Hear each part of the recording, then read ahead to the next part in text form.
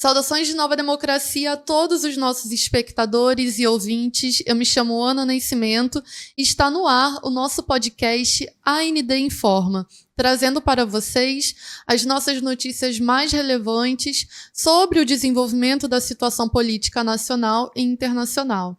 Aproveite para acompanhar o nosso podcast no Castbox, no Apple Podcast, no Spotify e em outras plataformas como o YouTube, que, aliás, é onde a gente apresenta também o nosso programa de comentários políticos A Propósito, que vai ao vivo às segundas e quintas-feiras, às 19 horas da noite, e aos sábados, às 2 da tarde, com entrevistas e rodas de conversa. Bom, e a primeira notícia que nós trataremos aqui hoje é sobre o depoimento de Anderson Torres, o Sonso, durante a CPMI da Bolsonarada do dia 8 de janeiro.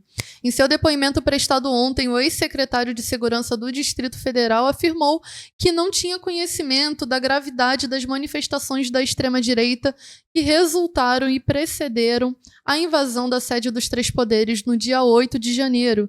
Inclusive, ele afirmou desconhecer a autoria da minuta do golpe, que foi encontrada em sua própria residência no curso das investigações.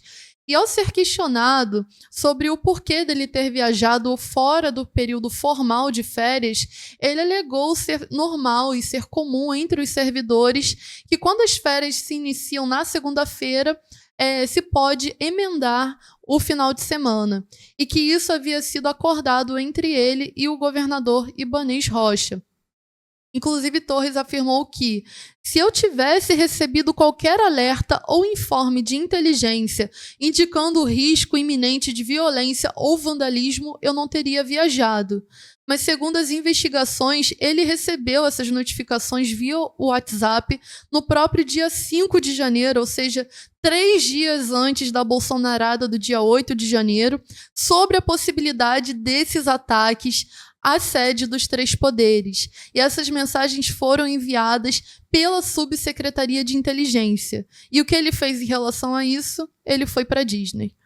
Em segundo lugar, Anderson Torres classificou a minuta golpista apreendida em sua casa de um documento imprestável para qualquer fim, uma verdadeira aberração jurídica. E aí cabe o questionamento. Se estivesse dentro dos seus termos jurídicos, será que seria passível de implementar esse golpe, essa minuta do golpe de Estado total?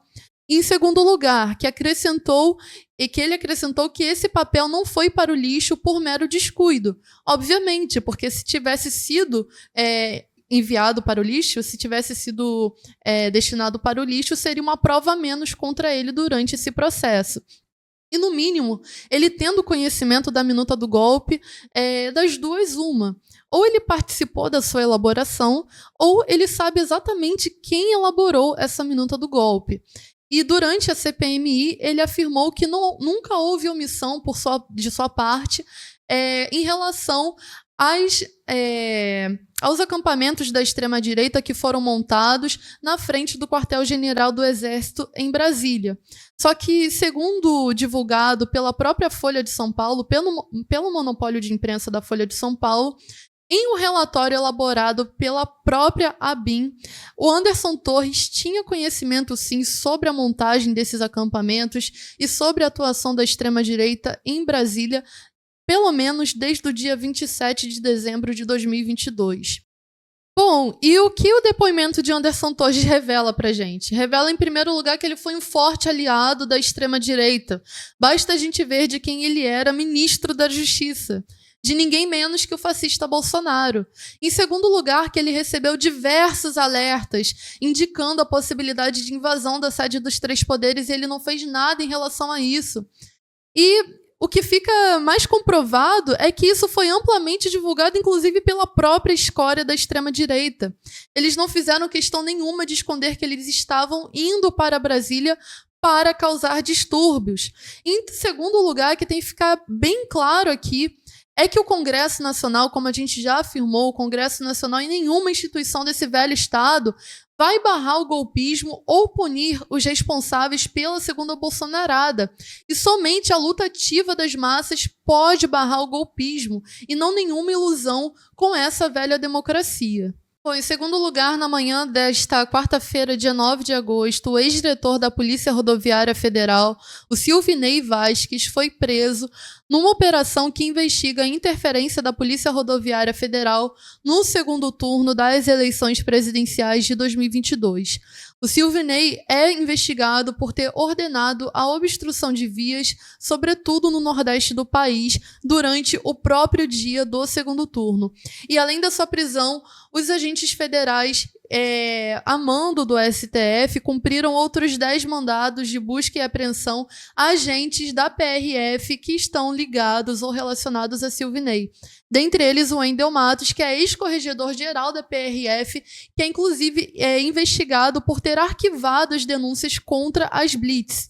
Inclusive, essas prisões, que são meramente cosméticas e ilustrativas, para mostrar qualquer tipo de serviço por parte do velho Estado, tocam somente nos crimes que o Silvinei e essa corja cometeram em relação à Constituição. No que diz respeito aos crimes cometidos contra o povo, isso nem foi tópico de pauta de investigação por parte do STF ou por parte do próprio senhor Alexandre de Moraes. Basta a gente ver, por exemplo, que no dia do próprio segundo turno, o Silvinei ele fez uma publicação nas suas redes sociais pedindo votos para o fascista Bolsonaro, no qual ele publicou uma imagem da bandeira do Brasil com a seguinte frase: "Vote 22 de Bolsonaro presidente". Inclusive, ele apagou essa publicação depois por risco de se comprometer.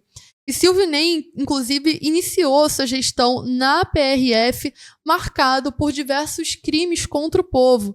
Basta a gente lembrar aqui da chacina de Varginha em outubro de 2021, as chacinas conjuntas com outras tropas de repressão do velho Estado, como a Polícia Federal, Polícia Militar, Polícia Civil, nas favelas cariocas, como a chacina da Vila Cruzeiro, a chacina do Complexo do Alemão. Inclusive, que foi por parte de decisão de Silvinei que no dia 3 de maio de 2022 a PRF revogasse o funcionamento e as competências das comissões de direitos humanos. E menos de um mês depois, o trabalhador Genivaldo Jesus Santos foi asfixiado de maneira brutal, foi torturado até a morte por agentes da Polícia Rodoviária Federal numa câmara de gás improvisada dentro de um camburão da PRF. Bom, em primeiro lugar, o que a gente tem que ter muito claro é o seguinte: essas obstruções que foram feitas a mando do Silvinei Vasquez, elas cumprem o papel e fazem parte do plano do alto comando das Forças Armadas de, no ano passado, emplacar Bolsonaro, o fascista Bolsonaro, enquanto presidente da República novamente. Tanto que não foi por acaso que o alto comando das Forças Armadas instigaram até a última gota, até o último fio de cabelo, a desconfiança nas urnas eletrônicas, dando ampla liberdade para a extrema-direita atuar. Inclusive, depois que Bolsonaro perdeu, o alto comando das Forças Armadas instigou todas as ações da extrema-direita, inclusive enquadrando os bloqueios de estrada, os acampamentos nos quartéis, enquanto demonstrações democráticas da vontade do povo. Foi isso que o alto comando das Forças Armadas, com seu generalato golpista, emplacou em publicações no Twitter, em visitas pessoalmente a esses acampamentos, que desembocaram, inclusive, na bolsonarada do dia 8 de janeiro. Ou seja, fica muito claro aqui a cota de responsabilidade do alto comando das Forças Armadas e como essas obstruções, nada mais, nada menos, fizeram parte de um plano para tentar reeleger Bolsonaro. Bom, e em terceiro lugar, a terceira notícia que nós trazemos aqui no nosso AND Informa de hoje é a morte do chefe paramilitar Zico Bacana nessa semana e que tinha relações com o assassinato de Marielle Franco. O ex-vereador do Rio de Janeiro, Jair Barbosa Tavares, conhecido como Zico Bacana, e seu irmão Jorge Tavares morreram em um ataque a tiros na zona norte da capital fluminense nessa segunda-feira, dia 7 de agosto. O Zico Bacana já havia sido alvo de outra tentativa de homicídio, de assassinato, em novembro de 2020, também na Zona Norte. E à época ele foi baleado de raspão na cabeça. Inclusive, um rapaz que estava passando no local em que Zico foi baleado, também foi baleado, foi atingido por esses disparos e veio a falecer. O nome dele era Marlon Correia dos Santos. E com a sua execução, a execução do Zico Bacana, sobe para 5 o número de testemunhas ou investigados na morte da vereadora Marielle Franco e também de seu motorista Anderson Gomes, assassinados em 14 de março de 2018. O ex-vereador, inclusive, o Zico Bacana, foi investigado pela CPI das milícias na Assembleia Legislativa do Rio de Janeiro, apontado como um suposto chefe de uma organização paramilitar. E ele também chegou a depor no âmbito das investigações sobre o assassinato da vereadora Marielle. E Zico negou qualquer relação com o crime. Obviamente, as investigações, se é que elas vão acontecer de fato, elas podem definir as relações diretas ou indiretas de Zico Bacana e que podem comprovar a sua ligação com a morte de Marielle. De todo modo, possuía inegáveis relações com grupos paramilitares que são tidos como os responsáveis pela execução atroz da vereadora.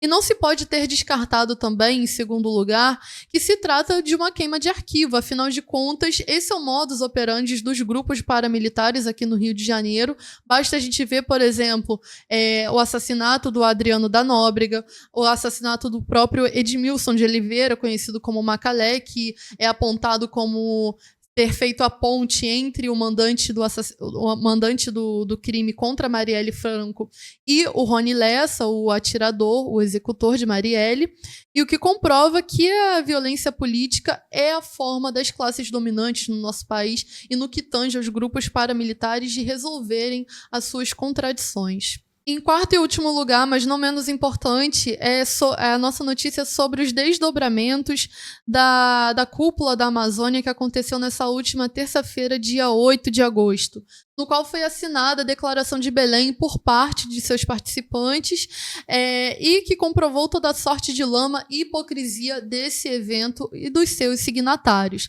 O resultado, como esperado, foi um show de hipocrisia e de demagogia. E o senhor Luiz Inácio conseguiu a grande proeza de aprofundar as contradições em diversos setores, dentre eles a sua relação com os povos indígenas e povos do campo, que são os mais afetados pelas decisões tiradas dessas cúpulas, e também com setores petrolíferos e também dos ambientalistas. E como esperado, o dito consenso que foi extraído entre os participantes foi nada além de medidas ocas. E mesmo a proposta de desmatamento zero da Amazônia não foi aprovada e nem mesmo a exploração de petróleo na foz do Rio Amazonas foi aprovada também. E vale destacar aqui uma denúncia muito importante que foi feita, é que diversos ataques contra o povo indígena Tembé ocorreram entre os dias 4 e 7 de agosto na cidade de Tombé-Açu, após denúncias feitas por um cacique da etnia contra o latifúndio local no evento Diálogos Amazônicos que precedeu a cúpula da Amazônia. E os ataques deixaram ao menos 4 indígenas baleados e um indígena foi preso pela polícia militar. O que comprova que essa cúpula não teve como centro nada que atingisse a vida do povo propriamente no intuito de melhorar, nada que fosse do campo das classes populares do nosso país, e sim reforçar cabalmente os interesses das classes dominantes e que, inclusive, demonstra, na verdade, que essa cúpula não vai servir para melhorar a vida do povo, e sim piorar. Basta a gente ver os ataques que aconteceram à etnia Tembé logo após a denúncia do cacique, e nada foi dito pelo senhor Luiz Inácio, ou seja, um show de hipocrisia, não está preocupado com preservar o meio natural, com preservar ou dar dignidade para os povos indígenas, para os povos do campo, e sim aprofundar a sua exploração. Bom, esse foi o nosso AND em Forma de hoje. Eu espero que vocês tenham gostado e eu aguardo vocês no nosso programa A Propósito, ao vivo, amanhã.